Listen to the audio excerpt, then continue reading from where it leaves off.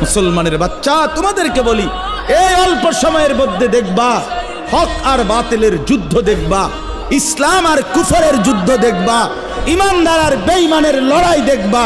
তখন দেখবা মনে পড়বে, যদি এখন থেকে নামাজি না হও, চরিত্রবান না হও, আমি বললাম হকের পক্ষে, ইমানের পক্ষে থাকতে পারতা না। বেঈমান তোমাদেরকে কাপুরুষের কাতারে পাঠাই দিবে, বুজদিলের কাতারে পাঠাই দিবে, পারতা না।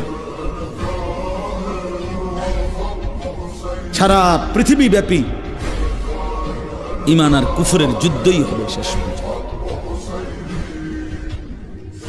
আগামীর যুদ্ধ মুসলমান আর বেঈমানের যুদ্ধ, এবং সেটা বিশ্বব্যাপী। আগামীর যুদ্ধ মাহাদি আর দাজ্জালের যুদ্ধ। সেটা বাংলাদেশ না, সেটা পৃথিবী। মাহাদিও সারা পৃথিবীর, দাজ্জালও সারা পৃথিবীর। বুঝেন নাই হিসাবটা?